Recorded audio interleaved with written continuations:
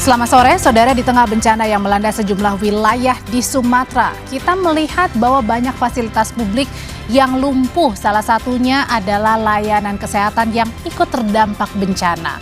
Pelayanan untuk pasien pun jadi terganggu. Listrik padam, alat medis tak bisa digunakan, dan krisis air bersih pun tak bisa dihindari. Ditambah pula dengan stok obat-obatan yang kini mulai menipis jumlahnya karena sulitnya akses distribusi bantuan. Di sisi lain, saudara, pemerintah menyatakan Indonesia saat ini belum membutuhkan bantuan asing dalam penanganan bencana. Sikap percaya diri yang patut dicatat, namun juga perlu dipertanyakan, benarkah kita mampu mengandalkan seluruh sumber daya yang ada? Apakah sistem penanggulangan bencana kita sudah cukup kuat untuk menghadapi bencana sebesar ini? Kami temani Anda hari ini 5 Desember 2025. Saya Tifal Solesa. Dan saya Audrey Chandra.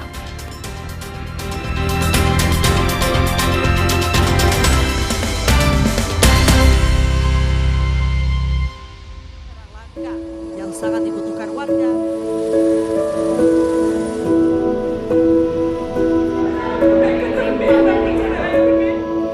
Untuk bantuan obat-obatan sampai saat ini? Tidak ada sama sekali.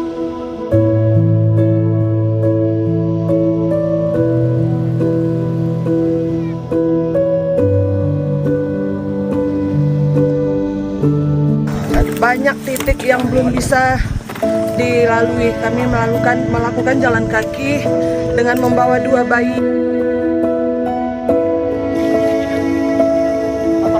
Sampai saat ini kita sangat kekurangan adalah susu untuk bayi, pampers untuk bayi, maupun selimut, kasur. Kalau mereka terus-menerus tidur di tanah, nggak ada alas ini.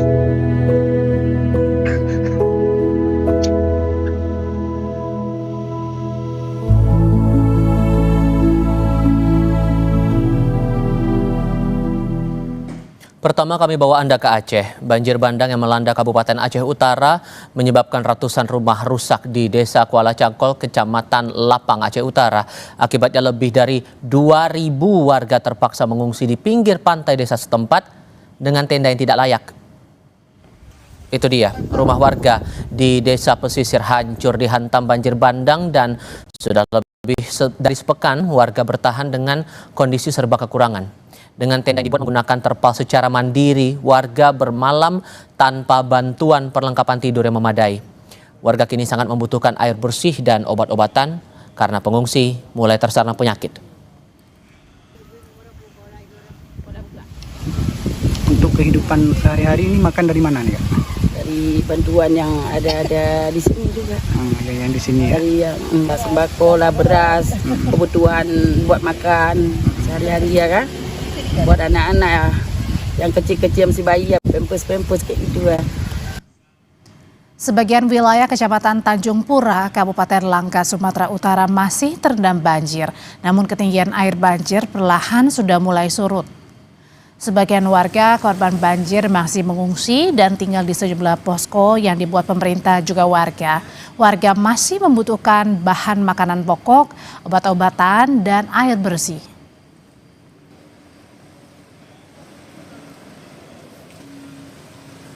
Sampai hari ini seperti apa kondisinya, Bu? Ya kondisinya ya namanya belum surut pun sedikit. Ya kami masih menderita lah bang.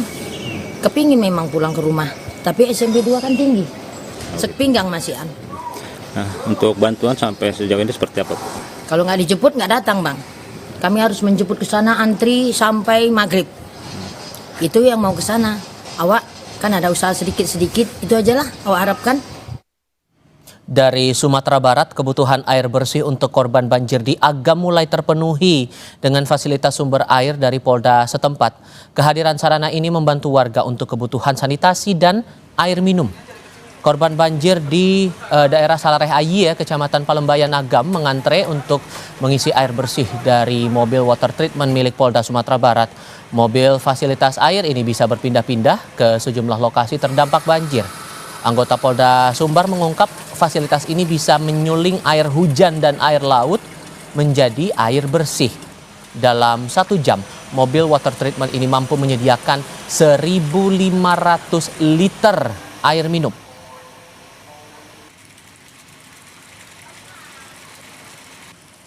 Kalau per hari dia nggak tentu, kecuali dia nanti tuh dia per jam. Kalau air payau kita produksi jadi air bersih dan air minum dia 1.500 per jam. Alat kita ini juga bisa menghasilkan air bersih dari air laut 700 liter per jam. Ini bisa langsung diminum ya Bang ya? Bisa langsung diminum. Di sisi lain, upaya evakuasi korban banjir dan longsor di wilayah Sumatera Barat terus berlangsung. Lebih lengkapnya kita tanyakan terkait dengan evakuasi dan juga penanganan korban bersama Koordinator Lapangan Basarnas Padang, Atta Priyono. Selamat sore, Mas Atta.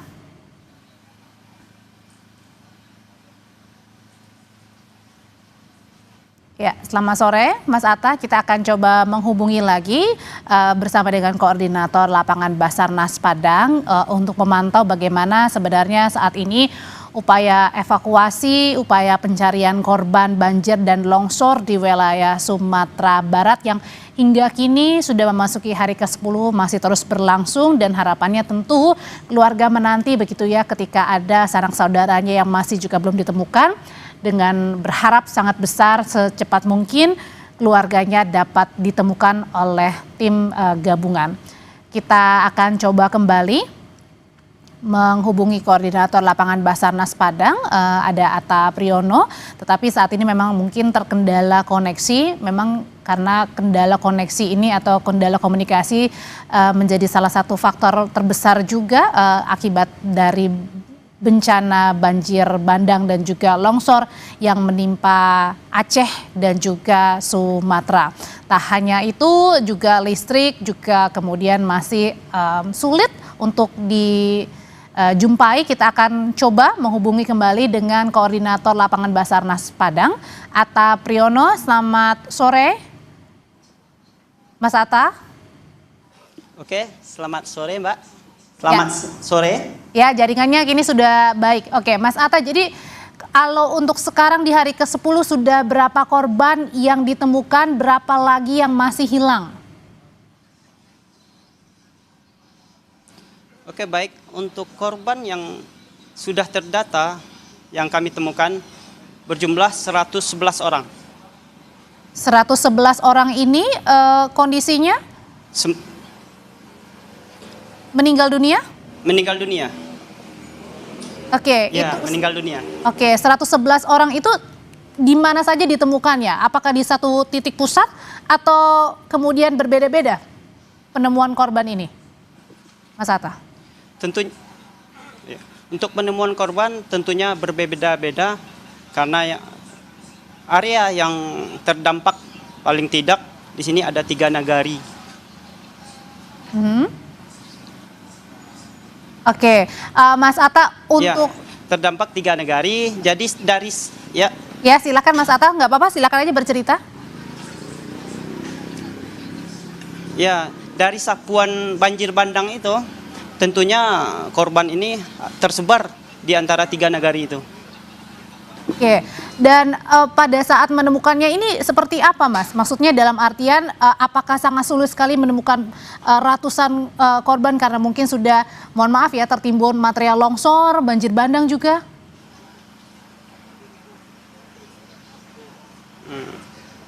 Untuk sampai saat ini, untuk korban yang ditemukan itu intinya itu masih bisa kita cari secara manual atau secara visual dapat kita temukan dengan penglihatan dan penyisiran secara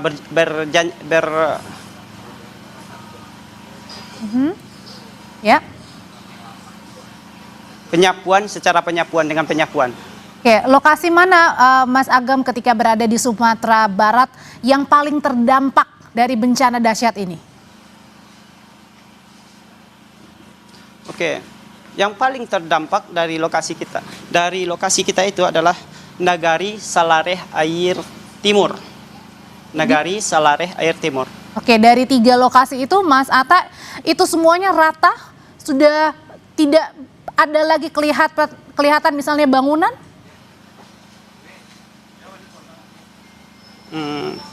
Di Nagari Salareh Air Timur itu pada umumnya semua rumah tersapu, hanya beberapa puing saja yang tinggal. Oke. Itu pun dalam keadaan tidak utuh.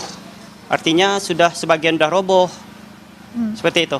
Jadi hancur ya, tidak bisa kemudian mungkin bentuknya juga sudah berantakan sekali gitu ya Mas ya? Iya betul, sudah ada yang miring, sudah ada yang roboh, seperti itu. Dari tadi 111 yang ditemukan sudah meninggal dunia, berapa lagi Mas yang masih dicari untuk korban? Baik, untuk data kami yang kami dapatkan dari wali nagari setempat, kurang lebih 58 lagi. Berapa Mas? 58 jiwa lagi. 58 jiwa lagi yang masih hilang ya, belum ditemukan ya. Apa saja Mas Atta kesulitan yang Pak. ditemukan Mas Atta dan juga tim untuk mencari korban yang hilang ini Mas? Tentunya pada hari ini ya sudah hari ke-10, cukup material banjir bandangnya cukup dalam, ada yang sampai 2 meter ya. Jadi untuk pencarian manual itu sulit Mbak. Oh, di situ belum ada Karena alat berat takutnya kan atau? korban itu kemungkinan tertimbun. Oh, oke. Kalau untuk alat berat sendiri? Untuk saat ini belum kami dapatkan untuk khusus pencarian ya Mbak ya. Alat berat yang khusus untuk pencarian. Tadi kami dapat laporan dari PT Semen Padang bahwa besok pagi alat itu sudah bisa kita gunakan. Sudah sampai di lokasi yang kita harapkan. Kalau untuk warga yang kemudian berhasil menyelamatkan diri dari bencana banjir bandang dan juga longsor, seperti apa kondisinya saat ini Mas Atta? Oh, untuk saat ini pada umumnya korban yang masih selamat telah dievakuasi ke tempat-tempat yang aman oleh pemerintah setempat. Kalau untuk bantuan sudah tercukupi di sana?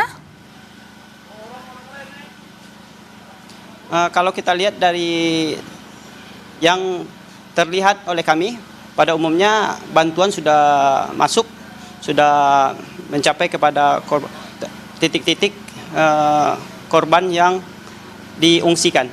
Oke. Dari Sumatera Barat ini ada 100 lebih korban yang dinyatakan meninggal dunia, kemudian 50 lebih lagi saat ini masih dinyatakan hilang dan juga belum ditemukan. Terima kasih Koordinator Lapangan Basarnas Padang, Atta Priyono. Kita masih bicara kondisi di Sumatera Barat, namun pada sisi yang lain, setelah sepekan lebih usai diterjang bencana longsor dan banjir bandang, warga sekitar mulai mengeluhkan masalah kesehatan seperti diare, gatal-gatal hingga demam. Kesiapan fasilitas rumah sakit semakin mendesak, namun puskesmas di Koto Alam kesulitan mengakses air bersih.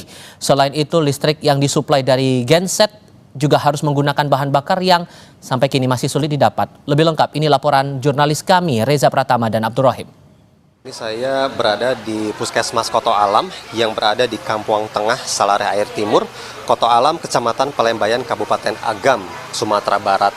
Ini merupakan salah satu puskesmas begitu yang biasa digunakan oleh warga untuk mengecek kondisi kesehatannya. Bagi warga yang memang kondisi kesehatannya terganggu ataupun untuk menjangkau posko pengungsian ini terlalu jauh, ini bisa mengakses Puskesmas Koto Alam. Namun memang kondisi listrik di sini mati dan juga kesulitan untuk air bersih. Saya ingin menanyakan kepada puskesmas begitu ya, apakah di sini juga terganggu atau seperti apa? Pelayanan puskesmas juga seperti apa? Ini saya akan mengajak Anda untuk berbincang dengan Kepala Puskesmas Koto Alam. Ibu apa kabar Ibu? Alhamdulillah sehat Pak. Ibu, ini kan pelayanan puskesmas, listrik saat ini mati, kemudian air bersih juga sulit. Ini pelayanan kepada pasien seperti apa Bu? Nah, semenjak kejadian sampai sekarang Pak, kami tidak ada listrik, tidak ada air bersih, jadi pelayanan tetap dilaksanakan cuman untuk pelayanan rawat jalan aja. Kalau rawat inap kami tutup karena air tidak ada Pak. Ya. Kemudian Bu, listrik ini tidak ada, kemudian memakai genset. Kesulitan nggak sih Bu untuk mendapatkan bahan bakar Bu? Amat sangat kesulitan Pak. Contoh sekarang ini cuma sedikit, kalau tidak ada nanti bagaimana nanti kawan-kawan untuk ada obat-obatan yang harus ditaruh di dalam kulkas. Jadi nanti kami ada yang dimatikan sebentar, nanti hidup lagi. Nah, kalau obat-obatan yang di dalam kulkas itu memang harus standby, kulkasnya terus menyala. Kalau misalnya mati, ada berpengaruh nggak sih, Bu? Ya, amat sangat berpengaruh. Nanti contohnya vaksin. Kemarin kami sudah taruh vaksin yang seharusnya ditaruh di dalam tempat vaksin, sudah kami taruh ke Dinas Kesehatan. Karena tidak memungkinkan ditempatkan di sini dengan situasi seperti ini, Pak. Selain itu mungkin, Bu, kesulitan apa lagi mungkin yang dihadapi oleh Puskesmas Koto Alam selain tadi yang udah Ibu sebutkan, mungkin apalagi kendalanya mungkin, Bu? Kalau untuk obat-obatan kita cukup, kalau untuk cuman itu aja Pak, air bersih dan lampu. Tapi insya Allah tadi orang PLN sudah memasang tiang listrik, insya Allah katanya kalau tidak ada hari sekarang baik atau tidak hujan, mungkin listriknya masuk hari ini. Nah, Bu, bagi warga di sini, Bu, ya, mungkin kalau datang ke Puskesmas saat ini, yang dikeluhkan mayoritas apa sih, Bu? Oke. Penyakit yang dikeluhkan sekarang ada ispa, batuk pilek, diare, dan gatal-gatal. Ya.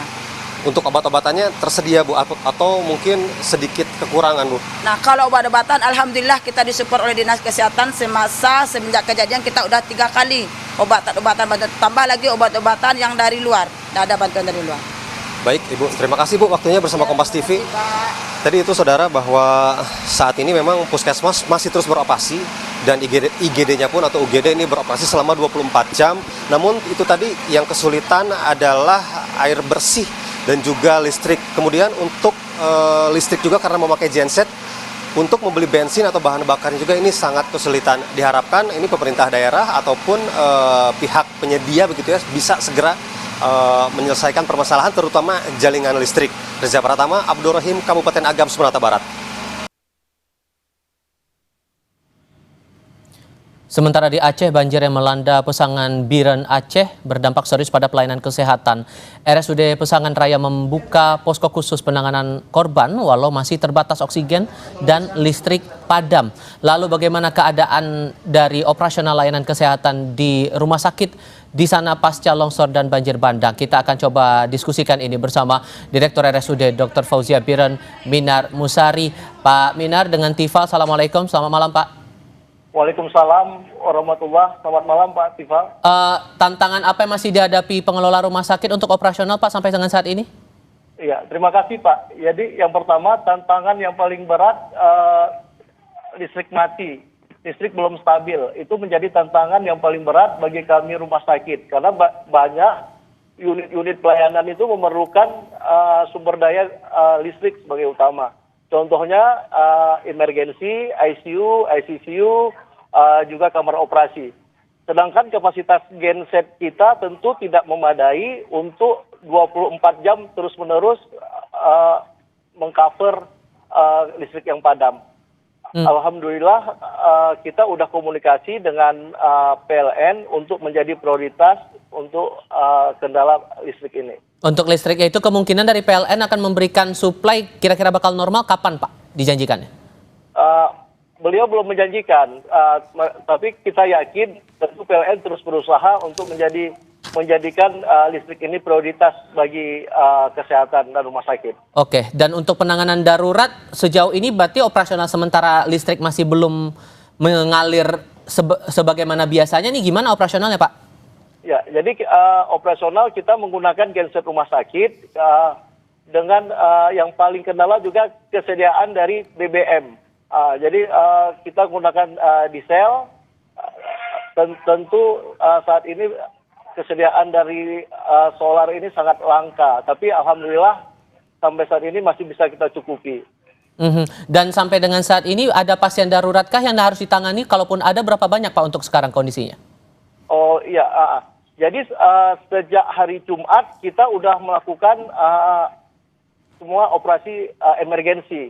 Jadi setiap pasien emergensi sudah kita tangani yang memerlukan tindakan operasi. Kalau untuk unit instalasi gawat darurat sejak hari pertama Rabu, Kamis kita udah tetap buka walaupun dengan keterbatasan sumber daya dan sarana. Tapi kalau untuk kamar operasi mulai Jumat kita udah beroperasi walaupun kita utamakan yang operasi emergensi. Tapi dari pasien-pasien ini ada yang dirujuk sampai ke rumah sakit luar daerah tidak Pak? sampai saat ini belum ada yang kita rujuk. Semua bisa kita tangani di Rumah Sakit Dr. Sojah. Oke, kalaupun bisa ditangani untuk stok obat-obatan, keperluan sanitasi di rumah sakit, masih memadai atau tidak, Pak? Iya, jadi kita manajemen berusaha untuk menyediakan obat-obatan dari berbagai sumber. Untuk saat ini masih mencukupi, tapi mudah-mudahan ke depan apabila tidak ada kendala transportasi, kita tetap bisa atasi. Untuk tenaga kesehatan di sana, Pak, memadaikah dengan kondisi yang serba darurat seperti sekarang ini? Jadi terdapat 131 orang tenaga kesehatan kita yang berdampak langsung yang sampai saat ini belum bisa untuk masuk kerja. Tapi untuk pelayanan kita berusaha menutupi dari tenaga-tenaga kesehatan yang bisa hadir. Jadi mengakali operasional untuk tenaga medisnya ini bakal gimana, Pak? Jadi kita udah mendata dari semua unit pelayanan, itu semuanya harus jalan. Alhamdulillah semua jalan, walaupun tenaga kesehatannya ada yang belum bisa hadir, pelayanan tetap jalan, ditutupi oleh tenaga-tenaga yang tidak berdampak langsung atau berdampak ringan, sehingga pelayanan kepada masyarakat tetap jalan. Secara umum 90% dari pelayanan kita udah berjalan, Pak. Untuk kebutuhan mendesak ini, sudahkah ada komunikasi antara pihak rumah sakit dengan dinas kesehatan setempat atau mungkin levelnya lebih tinggi ke dinas kesehatan provinsi untuk kebutuhan ini kira-kira bisa terpenuhi kapan dan sokongannya bagaimana gitu, Pak? Oh ya, yang pertama tentu kita selalu berkomunikasi dengan Bapak Bupati sebagai pimpinan daerah yang terus mendorong kami untuk melakukan pelayanan kepada masyarakat yang nggak boleh berhenti. Alhamdulillah sampai saat ini dukungan dari pemerintah Kabupaten Biren sangat kuat dan itu menjadi motivasi bagi kami untuk memberikan pelayanan kepada masyarakat. Dari Dinas Kesehatan Provinsi kita terus berkomunikasi untuk dapat mensupport obat-obatan dan PMHP barang medis yang kita perlukan. Tapi saat ini mungkin belum, tapi mudah-mudahan dalam waktu dekat itu akan terrealisasi. Semoga Anda dan teman-teman dari rumah sakit juga dalam keadaan sehat seluruhnya untuk melayani para pasien ini. Terima kasih banyak, Pak, sudah mau berbagi informasi bersama kami kali ini. Assalamualaikum, selamat malam, Pak. Selamat malam.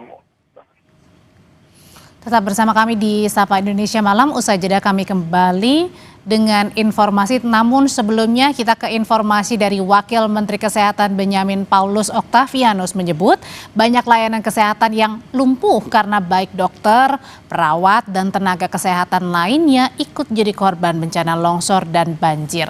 Namun Kementerian Kesehatan telah membentuk posko utama di setiap kota besar seperti Banda Aceh, Medan, dan Padang untuk berkoordinasi dengan daerah lain yang terdampak dalam memberikan bantuan secara cepat.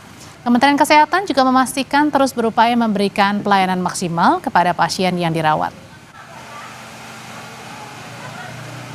Jadi apa saja yang kita bisa lakukan secara cepat, misalnya adalah perbaikan kepada apa saja alat-alat yang rusak, alat habis pakai, tahu ya, alat habis pakai. Lalu saya di sini mereka karena semua lampu mati dibutuhkan oksigen konsentrat. Maka kemarin dari Halim juga sudah dikirim ke Kapolri Jenderal Listio Sigit Prabowo menjamin pengusutan temuan kayu gelondongan di banjir Sumatera. Tetapi sejauh mana investigasi ini bisa menyeret pihak-pihak yang bertanggung jawab ke muka hukum? Lengkapnya sebentar lagi.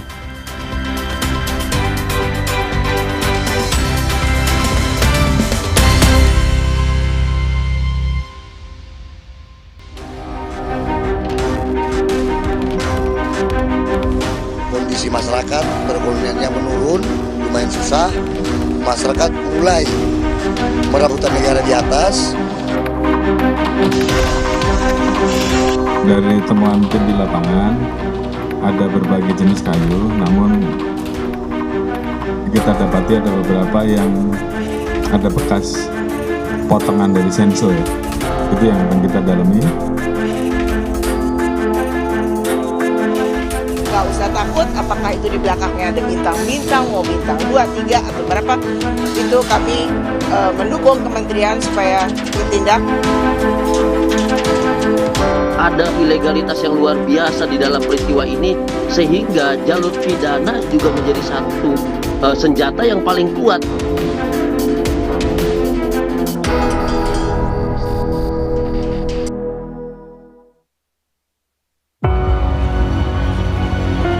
Bencana banjir dan longsor di Aceh, Sumatera Utara, dan Sumatera Barat sudah lebih dari sepekan terjadi. Dahsyatnya terjangan air dan lumpur membuat ratusan rumah hilang dan terkubur. Harta benda dan ratusan nyawa melayang dihantam bencana. Ribuan warga terisolasi. Cuaca ekstrim memang sedang melanda, tetapi kerusakan lingkungan menyumbang andil parahnya bencana. Ribuan kayu gelondongan hanyut terbawa air ikut menerjang permukiman. Dari mana asalnya dan siapa yang merusak hutan?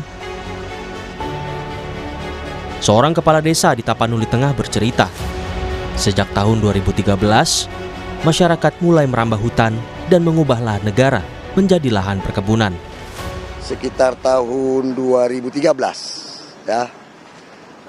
Kondisi masyarakat perekonomiannya menurun, lumayan susah. Masyarakat mulai merambah hutan negara di atas. Belum lagi di Desa Muara juga seperti itu, di Hulu Sungai ini. Lahan-lahan hutan negara itu dibukai masyarakat untuk lahan perkebunan. Saya rasa gelondongan kayu ini berasal dari situ. Karena sepengetahuan saya, perusahaan tidak ada yang beraktivitas di hutan negara. Tidak ada. Namun benarkah tak ada pihak lain yang mengeksploitasi hutan hingga berakibat menurunnya daya dukung daerah aliran sungai? Kepala Kepolisian Republik Indonesia, Jenderal Listio Sigit Prabowo memastikan pengusutan temuan kayu gelondongan usai banjir di Bandang di Sumatera sedang berjalan. Menurut Kapolri, ada bekas potongan gergaji mesin pada batang kayu di lapangan. Padahal sebelumnya, kayu-kayu itu diklaim tumbang dihantam banjir. Dan akan melakukan kerjasama dengan Menteri Kehutanan dan tim untuk membentuk Satgas Gabungan untuk melakukan penyelidikan terkait dengan temuan-temuan kayu yang diduga juga ini berdampak terhadap kerusakan. Dari temuan tim di lapangan. Ada berbagai jenis kayu, namun kita dapati ada beberapa yang ada bekas potongan dari senso ya. Itu yang akan kita dalami. Tim sedang turun nanti bersama-sama dengan tim dari Kehutanan untuk menyusuri dari daerah aliran sungai yang terdampak sampai dengan kita tarik ke hulu dan hilirnya. Saya kira itu. Ketua Komisi 4 DPR Titi Soeharto mendorong penegakan hukum atas penebangan hutan. Tak cuma di daerah terdampak bencana, tetapi seluruh Indonesia.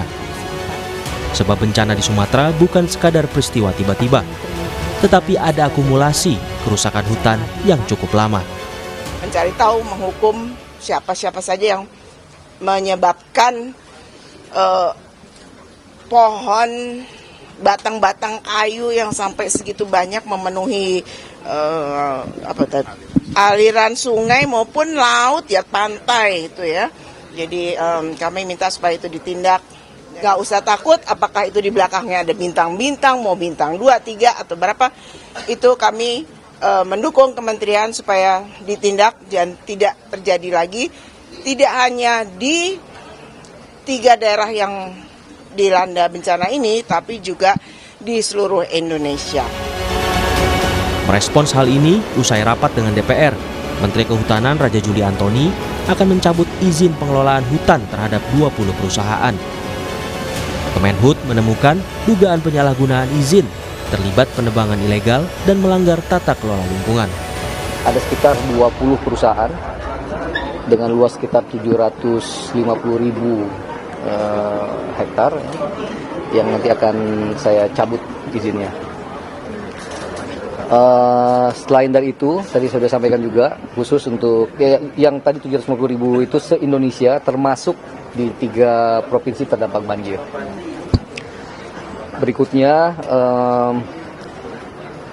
kami sudah mengidentifikasi ada 12 subjek hukum perusahaan yang terindikasi, sekali lagi terindikasi berkontribusi terhadap banjir.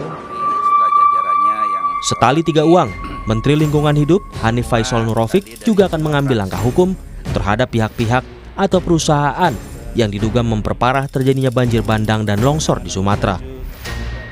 Termasuk juga sanksi ke pemerintah daerah terkait dengan kebijakan yang bisa memperburuk kondisi wilayah. Ada 3 hal, jadi multidos, jadi mulai dari sanksi administrasi kita akan kenakan ke pemerintah daerah.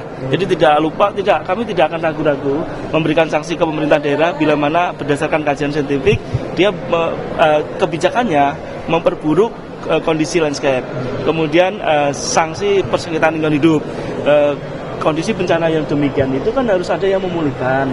Undang-Undang 32 menganut asas polluter pays. Jadi semua pencemar wajib membayar. Ini pasti kami tempuh.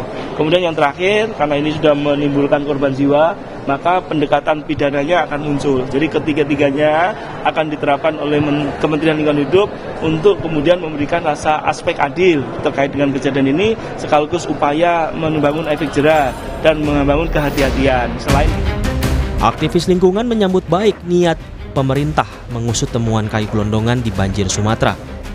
Tetapi langkah ini harus diimbangi dengan integrasi dari para penegak hukum. Sebab selama ini ketika sanksi sudah dijatuhkan, tak ada transparansi eksekusi. Efek jerah dibutuhkan agar perilaku serupa tak terus berulang.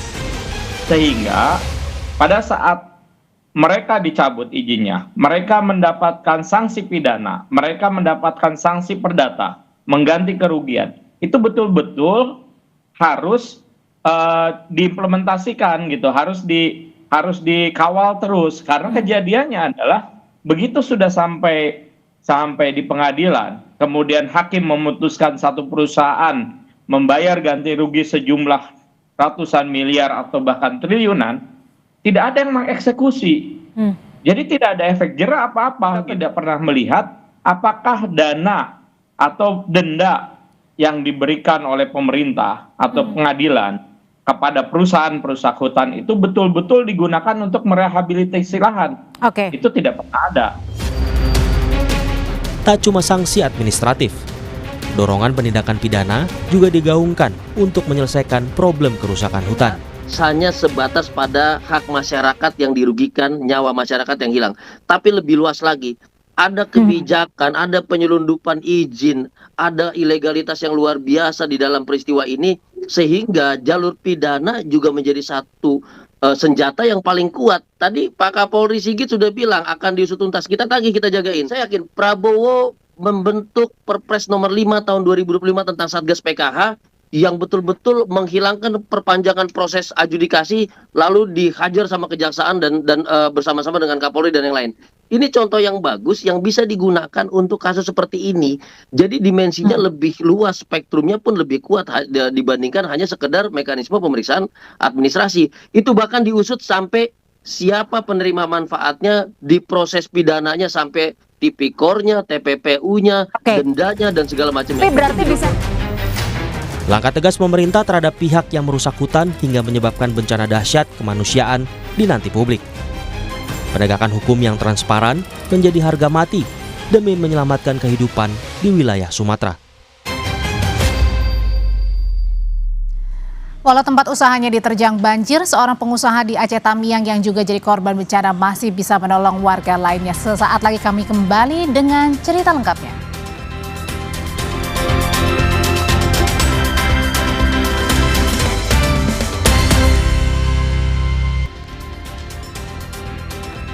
Bertemu kembali saudara. Pasca banjir, bahan bakar minyak atau BBM di Kota Langsa, Aceh mengalami kelangkaan. Untuk mendapatkan bahan bakar, warga menginap di salah satu SPBU.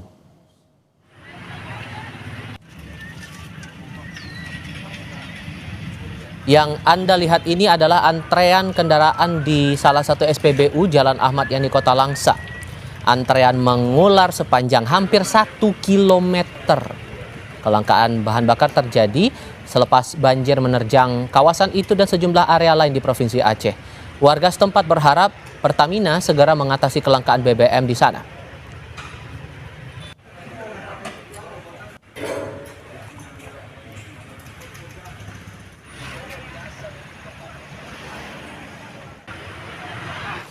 Salah satu wilayah terdampak banjir di Sumatera Utara adalah Kabupaten Tapanuli Utara.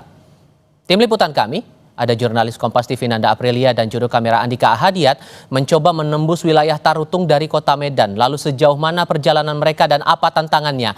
Nanda sudah bergabung saat ini. Yang saya pahami ceritanya Anda perjalanan sampai 6 jam lebih ya untuk menuju ke lokasi. Ceritakan apa yang Anda lihat, tantangan apa yang dihadapi, dan saya memikirkan stok BBM juga sekarang masih langka. Kalau sekarang bagaimana?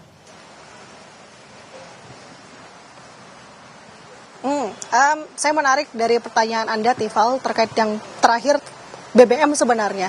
Kenapa ini menjadi alasan saya, latar belakang live report saya di belakang adalah SPBU. Jadi kalau secara keseluruhan perjalanan saya dari Medan, Sumatera Utara untuk bisa menembus ke Tapanuli Utara melalui jalur darat, tadi sebenarnya lancar-lancar saja, Tifal juga saudara. Dari Medan kemudian melewati Pematang Siantar sampai dengan ke Kabupaten Toba saat ini di Balige. Yang menarik perhatian saya sejauh ini sudah kurang lebih 5 sampai dengan 6 jam saya di sini, belum sampai Tarutung sebenarnya, adalah kondisi dari SPBU. Terkait akses jalan dan lain-lain sebagainya masih dirasa aman. Komunikasi dan juga sinyal tadi juga cukup aman. Tapi SPBU, Tifal dan juga saudara, tadi saya melihat dimulai dari saya keluar tol di Pematang Siantar, saya melihat satu SPBU. Setelahnya di Pematang Siantar SPBU lain juga kondisinya demikian. Apa yang saya lihat? Antrean panjang. Kalau tidak antrean panjang, stoknya kosong. Itu yang terus saya lihat. Sampai dengan gongnya ataupun puncaknya yang saya lihat di sini, antrean cukup panjang di Kabupaten Toba, tepatnya di Balige. Di belakang saya, Tifal dan juga saudara, sebelum saya live report ini, saya tadi sempat bertanya kepada beberapa pengunjung begitu ataupun warga yang sedang mengantre. Dia mengaku sudah mengantre di sini 3 sampai dengan 5 jam. Bahkan sejak pagi tadi, karena kenapa? Tepatnya di Kabupaten Toba di Balige ini, dari banyaknya SPBU di sini, tepatnya saya ada di Jalan Sinsinga Mangaraja, SPBU di Balige ini, semua full. Artinya memang menunggu stok dari Pertamina untuk bisa mengisi stok yang ada di SPBU. Nah, tadi sempat ada gesekan antara pengisi BBM ataupun warga yang sedang mengantre, karena kenapa? Tentunya dari waktu lama yang ditunggu, waktu yang cukup lama begitu, membuat mereka sudah merasa gerah begitu ya, apalagi ketika tadi ada truk untuk BBM sendiri sudah masuk ke SPBU untuk kemudian bisa mengisi. Tadi sempat ada teriakan satu sama lain untuk bisa secepatnya kendaraan mereka diisi. Tidak hanya kendaraan roda 4 dan juga roda 2, Tifal. Bahkan di sini ada jerigen begitu yang sudah disiapkan. Karena kenapa? Tadi dikhawatirkan bahwa BBM langka. Karena kenapa? Ini sudah seminggu lebih mereka menunggu seperti ini. Nah, yang menarik kita selain dengan BBM atau SPBU ini, BBM yang cukup langka, kita akan melihat sampai dengan ke Tarutung nanti, Tifal dan juga saudara, karena perjalanan dari Balige, Kabupaten Toba ini masih harus menempuh 1 sampai dengan 2 jam untuk bisa ke Tarutung, Tapanuli Utara. Di sana kita akan lihat bagaimana situasi dan juga tentunya akses, karena kenapa ada beberapa tempat di sekitaran Tarutung yang informasinya juga masih memerlukan bantuan. Bahkan sebenarnya yang menjadi highlight di sini, mengingat apa yang disampaikan oleh Gubernur Sumatera Utara Bobi Nasution, bahwa di Tapanuli Utara, Tengah, dan Selatan akan difokuskan listrik akan bisa mengalir 100% saat ini. Nah, Tarutung menjadi salah satu lokasi di Tapanuli Utara yang kemarin cukup parah begitu, apalagi aliran listriknya juga masih belum menyala. Kita akan lihat nanti seperti apa sebenarnya kondisinya untuk saat ini di hari ke-9 bahkan lebih, terkait dengan setelah pasca banjir dan juga longsor. Nah, setelah itu kita akan melihat lagi apa yang paling dibutuhkan khususnya untuk pengungsi di sekitaran Tapanuli Utara. Kita akan mengeksplor lebih dalam lagi, Tifal dan juga saudara. Sementara demikian yang bisa saya laporkan dari Balige, Kabupaten Toba, Sumatera Utara. Membayangkan perjalanan Anda cukup panjang bersama dengan Andika Ahadiat di sana menuju Tapanuli Utara, fisik mental tentu jadi tantangan yang saya rasa udah tidak bisa dielakkan lagi. Ini jadi tantangan besar. Sejauh mana Anda menghadapi ini semua dan tantangannya? Saya yakin ini bukan hal yang mudah dan tidak semua orang bisa melewati ini.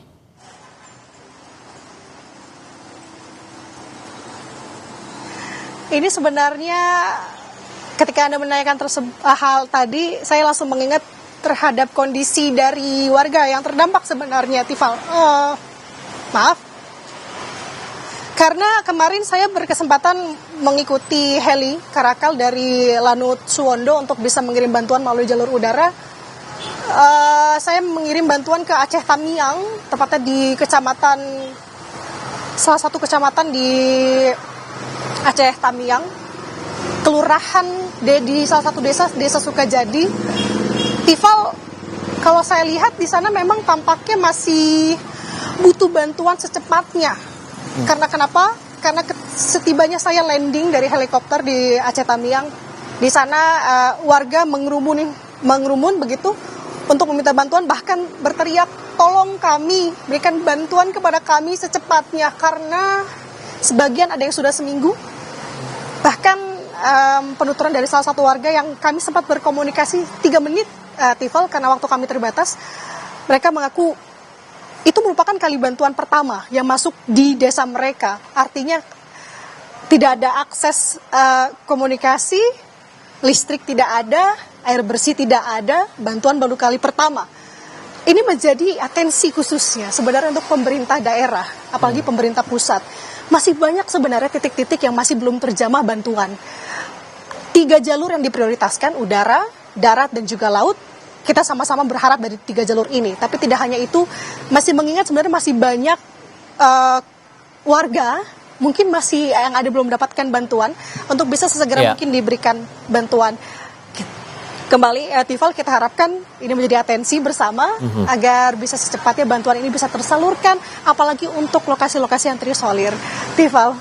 Yang jelas saya berharap Anda, Nanda, dan Andika Ahadiat dalam keadaan sehat selama penugasan yang ada di sana. Pastikan tetap berhati-hati selama bertugas. Nanda, terima kasih. Banyak korban bencana Sumatera masih sulit menjangkau bantuan, sementara pemerintah bilang Indonesia belum butuh bantuan internasional. Kami punya diskusinya sebentar lagi, tetap di Sapa Indonesia Malam.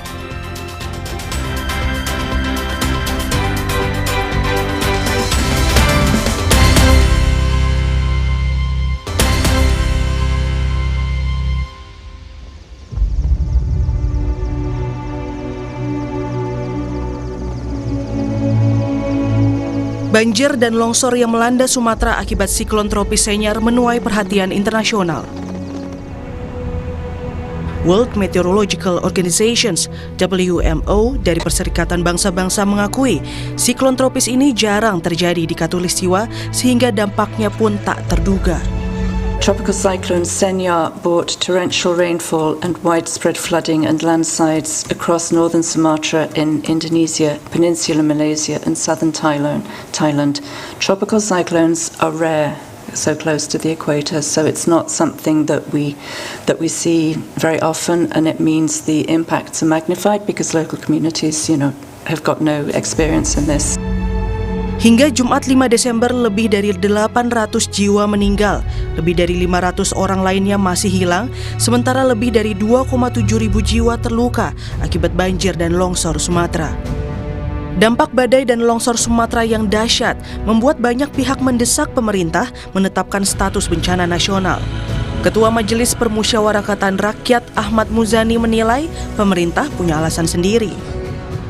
Pemerintah punya hitung-hitungan, pemerintah punya kalkulasi tentang apakah bencana ini mau ditingkatkan menjadi status bencana nasional atau tidak. Tetapi kondisi di lapangan kalau kami perhatikan, karena kondisinya juga sudah mulai terkena listrik, BBM, bantuan-bantuan juga sudah mulai, meskipun juga masih ada kekurangan-kekurangan. Meski bantuan telah mengalir, tapi masih banyak korban yang masih kesulitan menerima bantuan. Beberapa alasannya karena akses terputus dan bantuan yang belum cukup. Menteri Keuangan Purbaya memastikan siap mengucurkan anggaran jika BNPB membutuhkan tambahan dana penanggulangan bencana Sumatera. Pak, BNPB sudah mengajuin anggaran Pak. Kami masih tunggu. Belum. Tapi uang mereka udah punya uang di anggaran mereka ada 500 miliar lebih, mungkin belum habis. Tapi kita sediakan nanti kalau diperlukan lebih banyak dari itu. Itu dari pos mana? Dari pos mana Pak? Apakah dari anggaran yang pos anggarannya mereka cadangan bencana BNPB. Jadi aman. Bencana Sumatera jadi peringatan keras agar pemerintah lebih siap menghadapi dampak siklon tropis di masa depan. Terutama cepat tanggap dalam menangani warga terdampak agar tak jatuh lebih banyak korban. Tim Liputan, Kompas TV.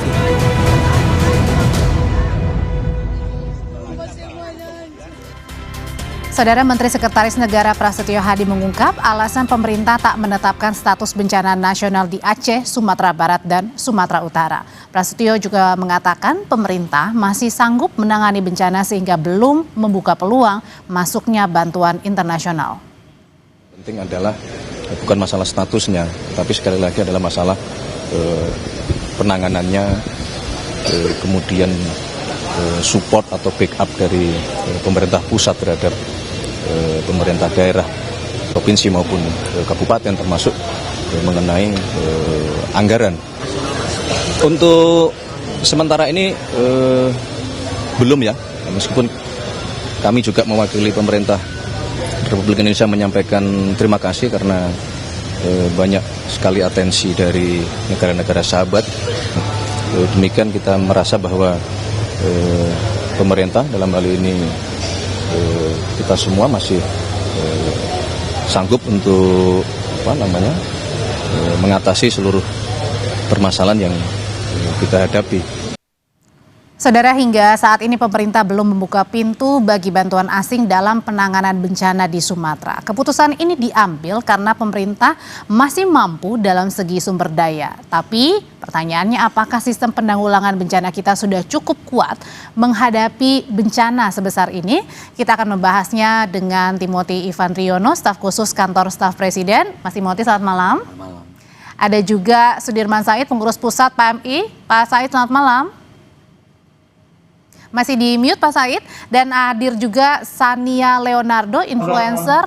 Selamat malam Pak Said. Dan hadir juga Sania Leonardo yang merupakan influencer. Kemarin beberapa hari belakangan juga turun menjadi sukarelawan yang memberikan bantuan langsung kepada korban terdampak banjir di Sumatera Utara.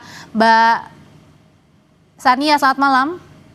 Selamat malam. Iya, saya mau tanya dulu ke Mas Timothy. Sebenarnya pertimbangan dari pemerintah apa sih Mas Timothy tidak menetapkan status bencana? Oke. Tapi yang pertanyaannya, kenapa kemudian menolak bantuan asing? Ini karena alasan gengsi atau ada faktor lain ya? Ya, pertama-tama kami mengucapkan belasungkawa ya, duka cita yang sedalam-dalamnya kepada seluruh korban bencana di 3 provinsi gitu. Ini merupakan duka kita semua, duka saudara sebangsa dan setanah air. Kami juga mewakili pemerintah memohon maaf apabila dalam penanganan bencana ini masih kurang optimal. Nah, berkaitan dengan tidak menerima bantuan asing itu bukan seperti itu ya. Seperti yang sudah disampaikan oleh Pak Mensesnek tadi bahwa pemerintah mengapresiasi dan mengucapkan terima kasih kepada negara sahabat maupun PBB yang sudah memberikan perhatian, keprihatinan dan juga dukungan kepada Indonesia begitu. Namun demikian pemerintah dalam hal ini pemerintah daerah maupun pemerintah pusat, kami masih meyakini bahwa pemerintah masih sanggup untuk melakukan penanganan bencana begitu. Jadi semuanya masih bisa diatasi dan arahan Pak Presiden adalah semua kementerian lembaga, semua sumber daya kita kerahkan untuk penanganan bencana begitu. Jadi rasanya kami menilai belum perlu untuk menerima bantuan dari negara asing gitu. Kenapa Mas Timothy dirasa belum perlu? Kalau kita lihat kan memang penanganan sudah semaksimal mungkin dikerjakan, tetapi masih banyak daerah yang terisolir yang belum mendapatkan bantuan. Banyak sekali cerita yang jalan berhari-hari tanpa alas kaki, mereka hanya demi untuk mencari makan. Gimana caranya kemudian juga mengartikan bahwa sampai sekarang ini kita masih mampu untuk bisa sendiri menanganinya? Ya begini, ada situasi kondisi tertentu yang masih belum bisa ditembus oleh aparat kita. Itu bukan berarti karena kita tidak mampu dan akhirnya kita membutuhkan negara asing, itu bukan. Kita masih berusaha terus ya, karena kan geografis Indonesia sangat beragam gitu ya. Ada yang mudah ditembus, ada yang sulit ditembus begitu. Tapi Pak Presiden, lalu juga jajaran begitu ya, BNPB, TNI, Polri masih solid untuk mencoba agar bantuan itu bisa terdistribusi dengan baik begitu. Nah, dengan sulitnya akses itu bukan berarti kita tidak mampu begitu, bukan berarti pemerintah pusat tidak mampu begitu, tapi memang ada kondisi-kondisi tertentu di mana kita butuh extra effort, kita butuh dukungan penuh dari pemerintah pusat dan pemerintah daerah gitu. Jadi bukan berarti pemerintah pusat tidak mampu lagi begitu. Jadi kita terus berusaha, mohon dukungan dari masyarakat Indonesia agar pemerintah pusat dan pemerintah daerah terus berusaha untuk menyalurkan bantuan. Oke, kalau dari pandangannya dari Pak Sudirman, saya sendiri melihat bencana dahsyat yang terjadi, longsor, banjir bandang di Aceh, Sumatera Barat, Sumatera Utara. Seperti apa dampak yang sangat-sangat terasa sampai memasuki hari ke-10 ini? Terima kasih, Sandra. Jadi pertama ingin menyampaikan terima kasih kepada seluruh masyarakat yang telah memberikan support pada Palang Merah Indonesia untuk melakukan operasi kemanusiaan. Kami sedang terus menjalankan operasi kemanusiaan dari mulai memproduksi air bersih. Sekarang 60 tangki sedang dalam perjalanan ke Lok Sumawe dan Medan untuk dibagikan ke seluruh kabupaten. Kemudian health support ya, mobil klinik, kemudian psikosomatis memberikan dukungan psikososial kepada para pengungsi. Tapi juga kita memberikan warning akan munculnya risiko-risiko kesehatan sambil terus membantu mereka. Kemudian juga kita melakukan pemulihan hubungan family yang namanya restoring family link, karena sebagian keluarga terpisah dengan anggota keluarga yang lain. Nah, di Halim ada gudang logistik yang memang merupakan tugas dari pemerintah untuk menjadi hub bagi teman-teman yang ingin menyumbangkan apapun untuk dibawa ke daerah bencana, baik melalui udara maupun laut. Dan di Priok standby kapal kemanusiaan yang terus. Nah, pandangan kami, tentu saja kita hormati pandangan pemerintah, tapi saya ingin berbagi pengalaman ketika tsunami Aceh itu. Seorang Panglima TNI bernama Jenderal Sutarto memutuskan untuk membuka Aceh yang dalam keadaan konflik pada waktu itu kepada tentara-tentara dari negara asing. Jadi saya ingat TNI membuka kesempatan kepada tentara Singapura untuk menghidupkan kali bandara. Itu hari-hari pertama tuh pada waktu rescue. Tapi juga beliau meminta kapal induk Amerika yang sedang berlayar menuju kepada pangkalannya diminta belok untuk membuka rumah sakit darurat di dekat Banda Aceh. Jadi waktu itu dikritik oleh DPR, Pak Tarto dikatakan tidak nasionalis. Mengapa dalam keadaan tidak kondusif secara keamanan, tapi kok membuka peluang bagi tentara asing? Beliau mengatakan, saya lebih baik disebut tidak nasionalis daripada membiarkan rakyat yang masih hidup akhirnya menjadi korban dan membiarkan orang-orang tidak tertolong. Itu adalah satu positioning yang mungkin bisa jadi referensi, tapi kita hormati apapun keputusan pemerintah. Nah, kami di Palang Merah kebetulan punya asas-asas dalam bantuan kemanusiaan, yaitu mulai dari kemanusiaan, kesukarelaan, kesamaan, kenetralan. Dan paling penting dalam hal ini adalah yang kita bicarakan kesemestaan. Apa maknanya? Kesemestaan itu artinya bencana kita adalah bencana seluruh dunia. Begitupun bencana orang lain, bencana kita juga. Dan karena itu hari ini kita tidak lagi membatasi asal dari mana bantuan itu datang. Hari ini kita menerima bantuan dari Australia, dari draft, IFRC, dari AMPROS. Pak Sudirman. Ya. Berarti artinya di sini yang ingin dibagikan adalah berkaca kepada pengalaman dulu pada saat tsunami di Aceh, tidak apa-apa, artinya tidak ada presiden buruk pada saat membuka seluas-luasnya bantuan luar negeri, bantuan asing ke dalam negeri. Karena kira-kira pada waktu itu terjadilah yang disebut sebagai non-military operation yang paling besar di dunia. Dan banyak sekali negara asing yang membantu kita karena memang prinsipnya kan sebetulnya makin banyak tangan di lapangan, rakyat makin ditemani kan, merasa begitu kan. Kemudian 51 negara mengirimkan palang merahnya ke Aceh pada waktu itu. Sekarang ini mungkin baru 10-12 palang merah yang ada di Aceh dan Sumatera ya.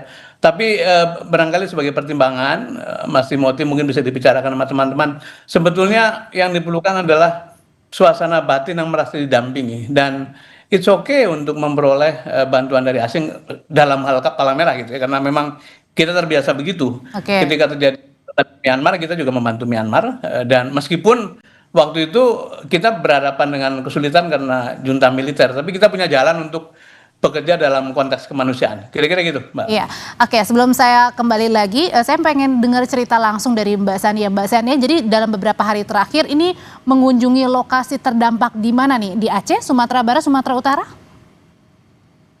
Saya di Sumatera Utara, Kak.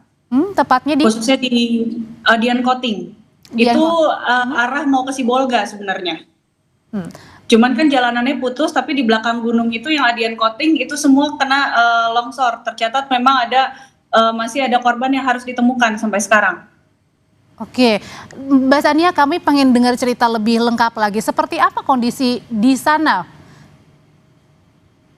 Satu, akses itu sulit. Kalau dibilang akses itu nggak ada daerah yang terisolir, salah. Semua banyak banget daerah yang di sana tuh terisolir.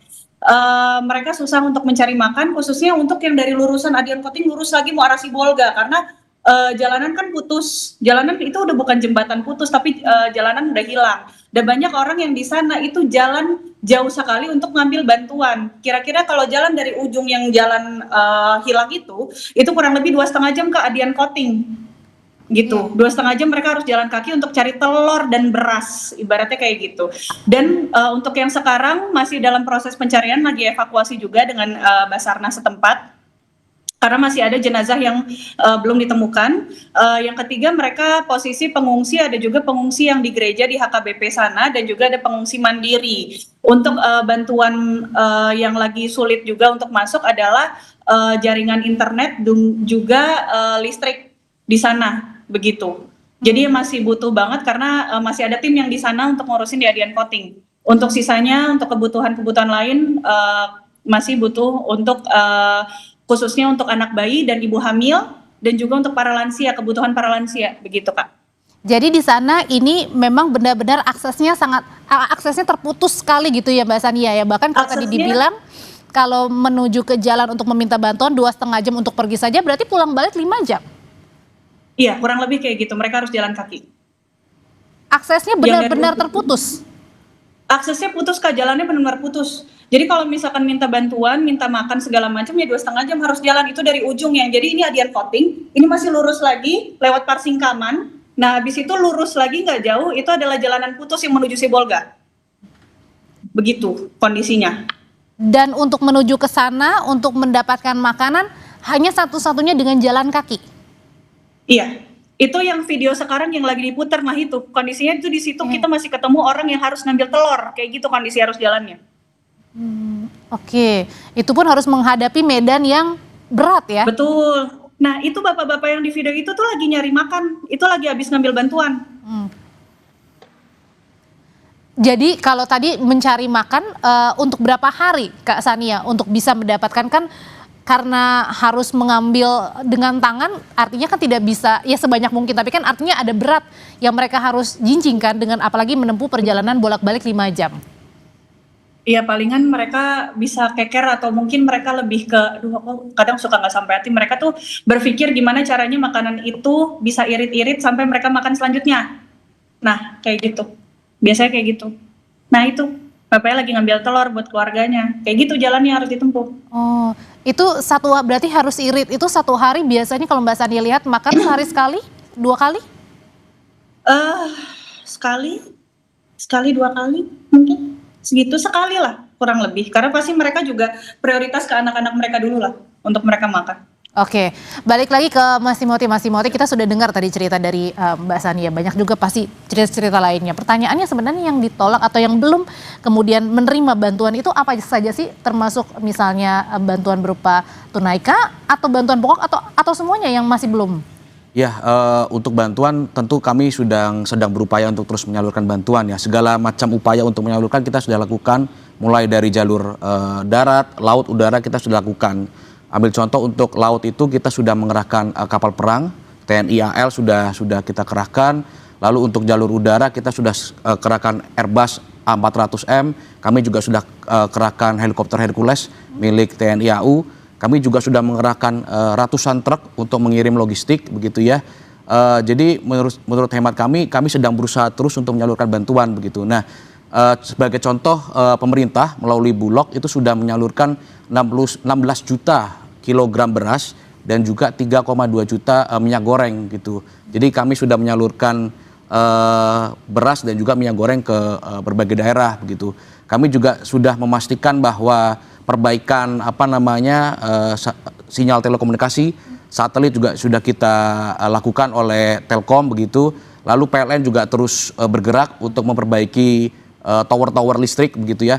Kami juga sudah mengirimkan Starlink satelit untuk internet begitu agar masyarakat yang terdampak banjir bisa mengakses internet begitu. Jadi pemerintah sudah dan akan terus berupaya agar bantuan itu bisa disalurkan dengan baik begitu. Tapi pertanyaannya tadi soal akses juga, kenapa kemudian tidak mengevaluasi lagi untuk menerima bantuan dari luar saja untuk secepat mungkin kemudian bantuan-bantuan ini dapat nyampe ke masyarakat, tidak perlu berjalan lebih lama lagi?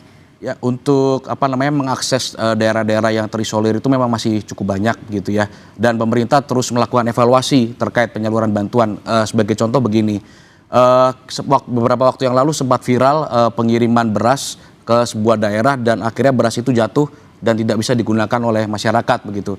Nah, akhirnya pemerintah melakukan evaluasi sistem pengiriman.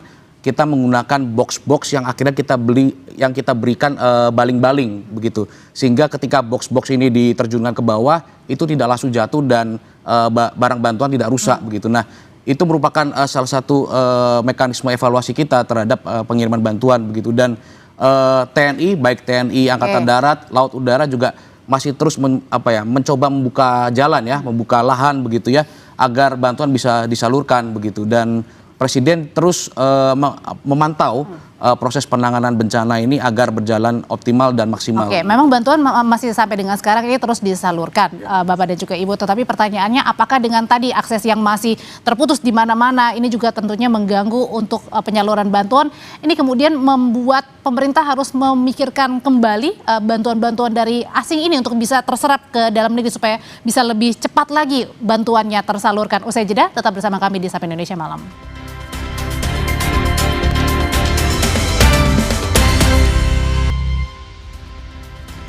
Menteri Luar Negeri Sugiono menyebut Indonesia belum membutuhkan bantuan dari negara lain dalam penanganan bencana banjir dan longsor di Sumatera. Menurut Menlu, banyak negara yang menawarkan bantuan, tapi saat ini Indonesia masih merasa sanggup menangani dampak bencana di Aceh, Sumatera Utara, dan Sumatera Barat. Yang ingin membantu itu seperti apa sih Pak? Yang mungkin yang requirement yang dari Indonesia seperti apa? Saat ini kita belum membuka. Artinya ada yang sudah menyatakan tertarik untuk semuanya mengatakan kalau misalnya perlu apa-apa kasih tahu. Kalau mekanisme pembukaan itu misalkan apa sih Pak? Sampai boleh kita negara asing boleh akhirnya bantu itu? Sampai kita merasa kita membutuhkan bantuan. Tapi saya kira kita dengan semua kekuatan tadi disampaikan bahwa ini adalah upaya bersama, saya yakin kita bisa menyelesaikan masalah ini. Oke, pertanyaan selanjutnya yang tadi saya tanyakan sebelumnya, Pak Said, menurut Anda sendiri ketika bantuan kita cukup, tapi kemudian aksesnya yang sangat sulit sekali untuk menjangkau daerah-daerah terisolasi. Bahkan tadi Mbak Sania bilang semuanya, bukan hanya beberapa yang terisolasi, semuanya daerah terisolasi. Pertanyaannya, apakah kita masih tetap yakin kita sanggup sendirian?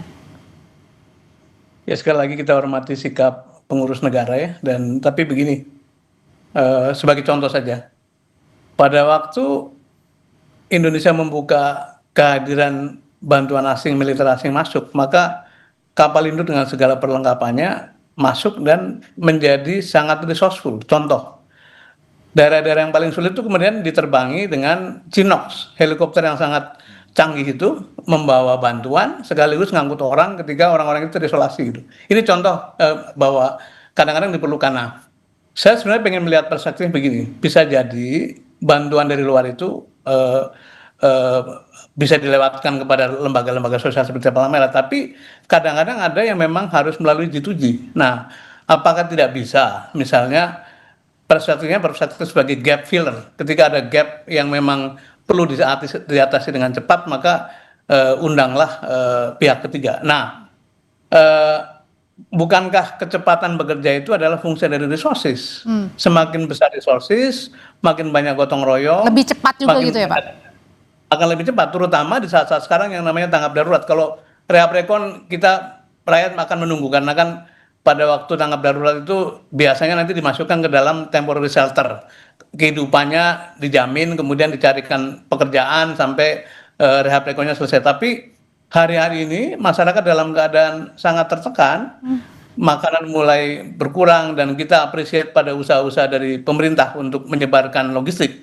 Tapi alangkah baiknya kalau gap itu tetap dibuka kemungkinan bagi bantuan pihak lain yang mungkin mereka lebih punya resources ekstra gitu, sehingga usaha-usaha bisa dilakukan dengan cepat. Nah, yang lain juga barangkali adalah ini soal mampu tidak mampu itu kan relatif saja kan. Tapi masyarakat mungkin perlu didengar sebetulnya keadaan di lapangan seperti apa. Nah, alangkah baiknya kalau tadi dalam rangka menambah jumlah resources yang bisa dimobilisasi dan juga menjadi satu gap filling dari apa-apa yang kurang itu tetap dibuka. Tapi kami di Palang Merah tentu saja menghormati keputusan pemerintah, tapi kita akan siap sedia untuk bila bantuan-bantuan itu akan dilewatkan kepada lembaga-lembaga seperti Palang Merah. Dan beberapa negara memang sudah melakukan itu lewat organisasi Palang Merahnya masing-masing gitu.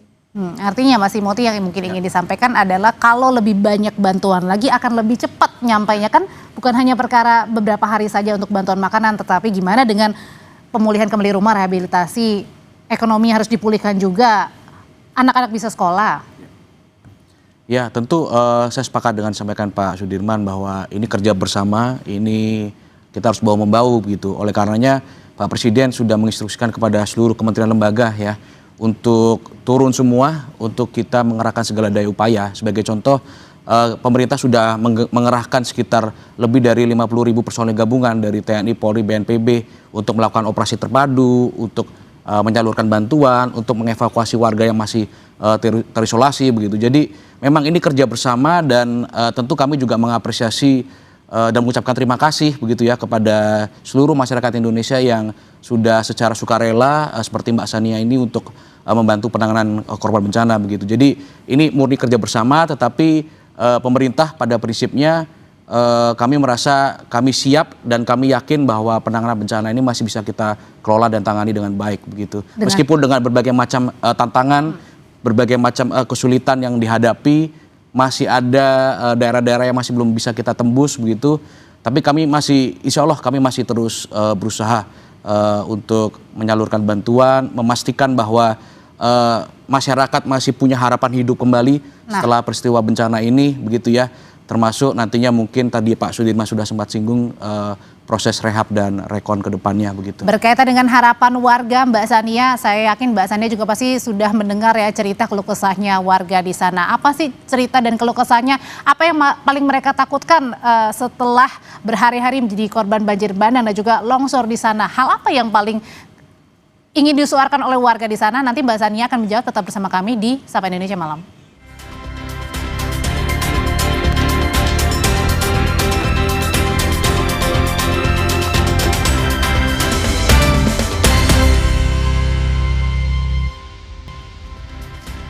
Mbak Sania, kalau Mbak Sania mendengar cerita dari masyarakat terdampak banjir bandang dan juga longsor, apa sih yang paling ditakutkan setelah mereka ini menjadi korban banjir dan juga longsor? Apa yang paling dirasakan oleh warga di sana?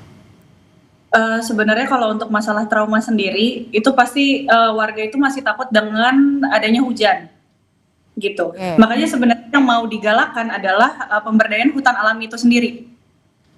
Kembalikan lagi fungsi hutan yang ada, begitu. Terus yang kedua adalah sektor kesehatan dan juga sektor pekerjaan, Kak. Karena sebenarnya sektor pekerjaan sendiri karena masalah seperti ini, karena adanya musibah seperti ini, mereka banyak kehilangan pekerjaan, itu yang pertama. Kedua, sawah mereka sudah habis karena faktor bencana itu sendiri. Yang ketiga juga dari masalah pendidikan. Anak-anak sekarang lagi masa ujian.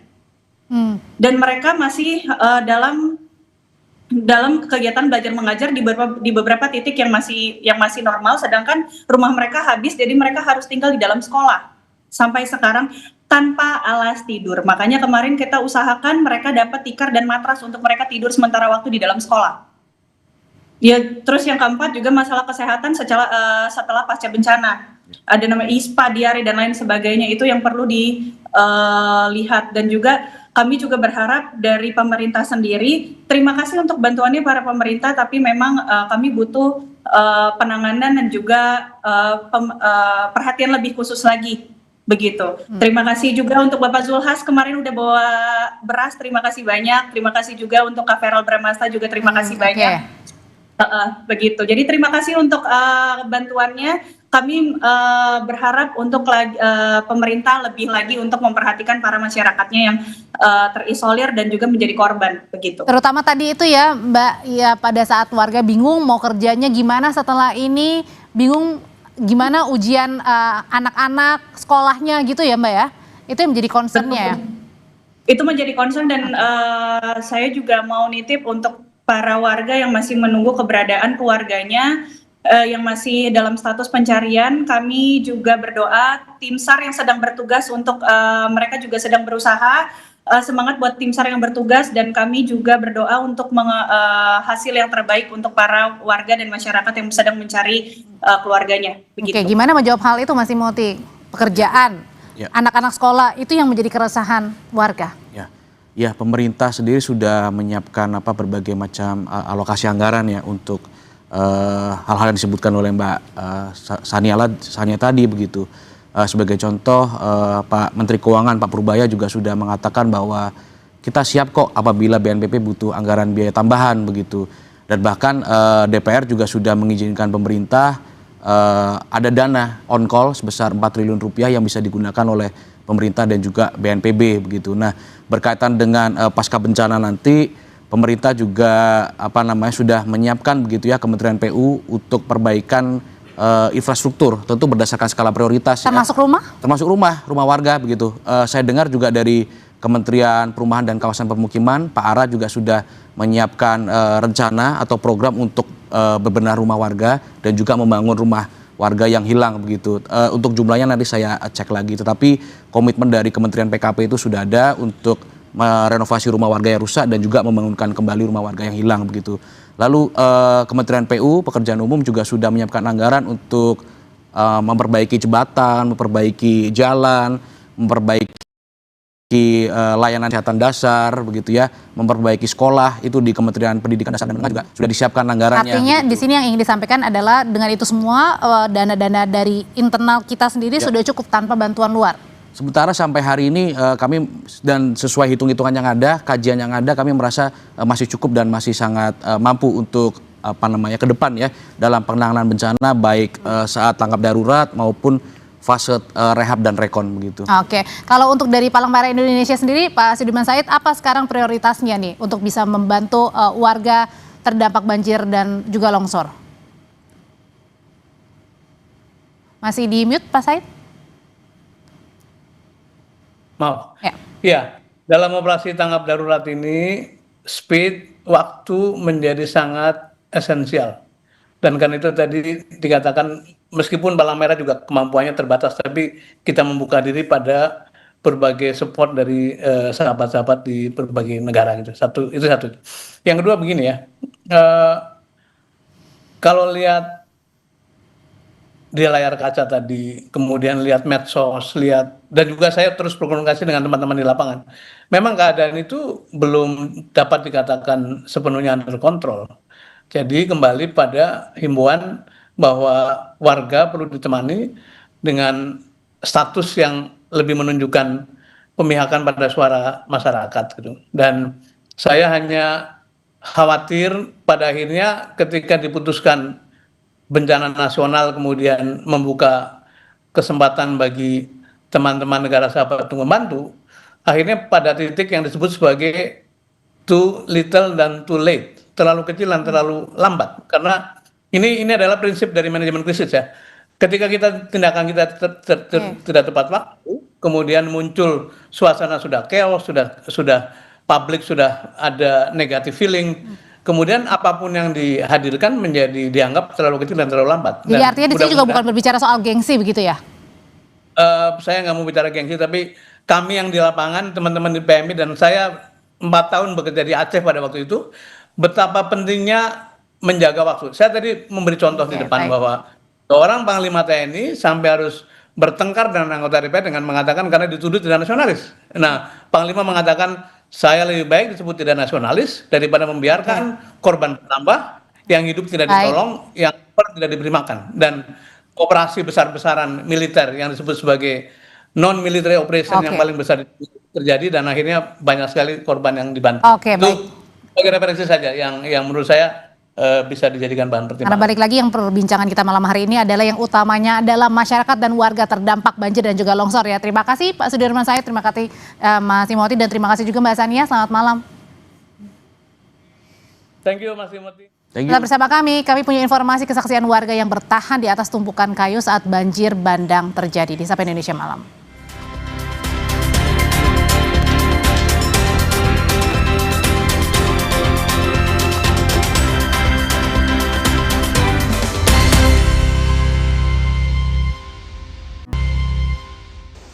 Gambar yang Anda lihat adalah tumpukan kayu saudara yang ada di mungkin pesisir ataupun bantaran Sungai Tamiang yang terbawa oleh banjir bandang, dan tentu ini sedikit banyak atau mungkin bahkan banyak sekali menghancurkan rumah warga. Bisa ditunjukkan itu pohon yang sangat besar menghantam rumah di bantaran Sungai Tamiang. Kota Lintang Bawah ya. Kota Lintang Bawah. Abang saksi mata waktu banjir dan kayu ini ada di sini? Iya, saksi mata bang. Kami sekeluarga ada 7 keluarga di sini. Abang namanya siapa, mohon maaf? Mansa. Mansa, siap. Kami ada 7 kepala keluarga di sini. Ini rumah saya. Ya. Ada anak bayi di sini. Kami selamatin, rumah ini udah hancur. Kami estafet pakai ember berenang dari sini ke situ ke rumah mertua saya. Bayi di estafet pakai ember? Ada 3 bayi kami estafet. Sampai situ itu udah ngantem kayu semua, kami panik semua. Akhirnya kami beranikan diri, air makin naik di sini kami. Tidur di sini pinggir jalan. Abang tidur di sini? Iya, semua satu keluarga, ada 7 kepala keluarga di sini tidur. Saya ingin tunjukkan dulu ya, itu yang pertama itu rumah abang ya, sudah hancur. Dan abang ketika banjir dan kayu-kayu ini datang, tidur di sini? Iya, di amparan-amparan ini bang. Ini bang, amparan-amparan ini rame nih. Bertahan hidup kami bang, 3 hari 3 malam nggak makan. 3 hari 3 malam nggak makan? Ya, minum bang, air sini kan air Sungai Tamiang ini kan lumpur semua. Kami endapkan, kami minum.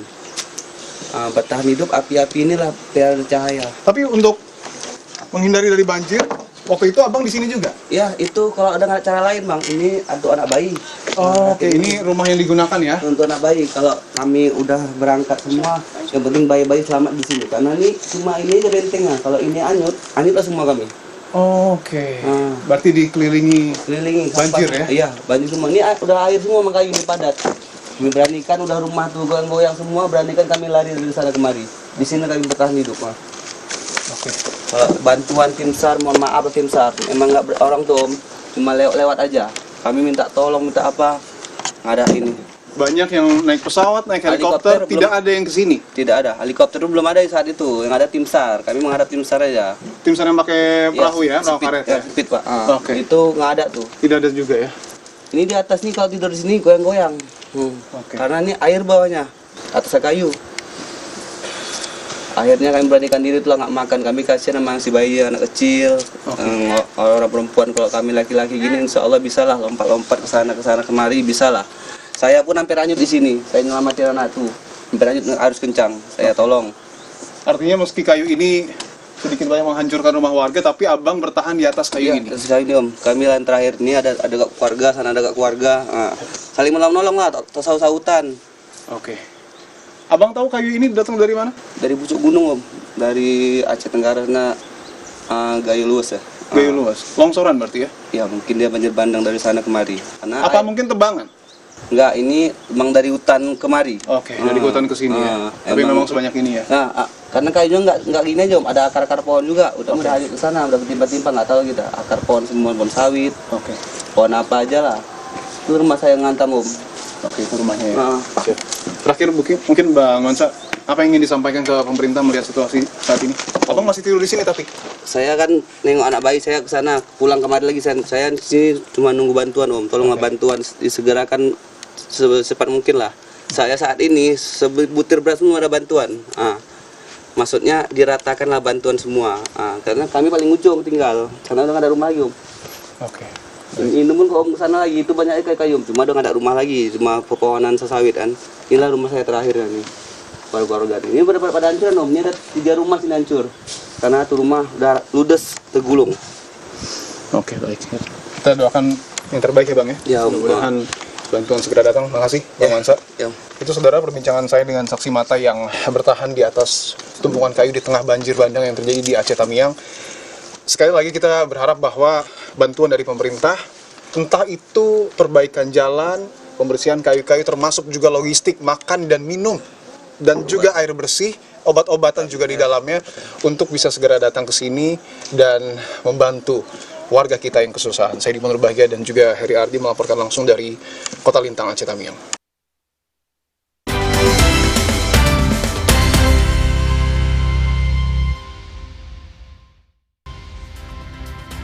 Saudara, banjir rob kembali melanda 2 desa di Subang, Jawa Barat. Ratusan rumah warga terendam, termasuk sejumlah sekolah yang terpaksa diliburkan. Tidak ada aktivitas belajar mengajar di SD Negeri Mulia Sakti Desa Mayangan setelah pengurus sekolah dan komite sepakat meliburkan siswa karena tinggi air banjir rob mencapai 60 cm. Meski sempat surut pada Kamis malam, namun air pasang laut kembali naik dan membuat ruang kelas terendam. Wah, naik deh.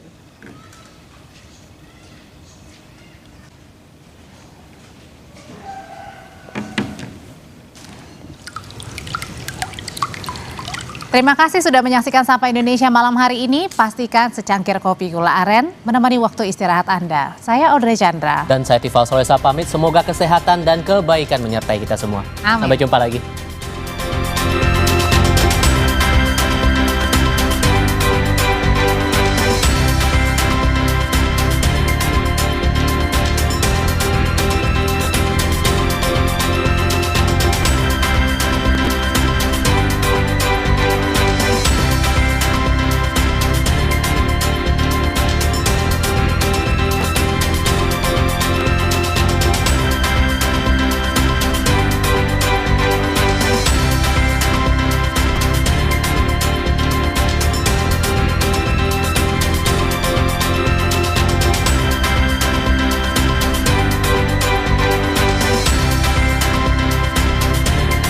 Terima kasih